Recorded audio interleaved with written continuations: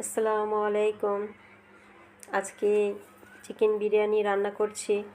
চুলায় প্যান বসিয়ে তেল দিয়ে তেলটা গরম হয়ে গেলে গরম মশলা, তেজপাতা সব কিছু দিয়ে পেঁয়াজগুলো দিয়ে দিব।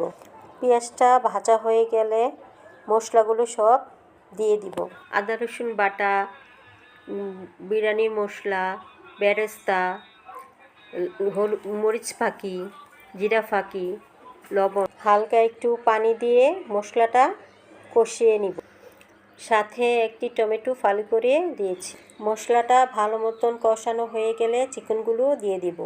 সাথে কয়েকটা মরিচ দিয়ে দিব, দিয়ে নাড়াচাড়া দিয়ে ঢেকে দিব। মাংসটা ভালো মতন রান্না করে নিব। মাংসটা যদি ভালো মতন রান্না হয় তাহলে বিরিয়ানির স্বাদটা অনেক ভালো হয়। মাংসটা ভালো মতন রান্না হয়ে গেছে। এখন চালগুলো দিয়ে একটু ভাজা ভাজা করে নিব। তারপর গরম পানি করে রেখেছি তা দিয়ে দিব। আজকে বাহিরে অনেক বৃষ্টি হচ্ছে, তাই বিরিয়ানিটা রান্না করলাম। এই বৃষ্টির সময় খিচুড়ি বা বিরিয়ানি রান্না করলে খেতে অনেকই ভালো লাগে। কথা বলতে বলতে আমার বিরিয়ানিটা প্রায় রান্না শেষ হয়ে যাচ্ছে। এখন পানি দিয়ে একটু নাড়াচাড়া দিয়ে ঢেকে দিব।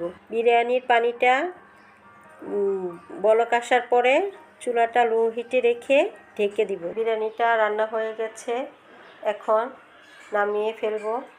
আজকে আমার বিরিয়ানি রান্না কেমন হয়েছে কমেন্ট করে জানাবেন। আল্লাহ হাফিজ।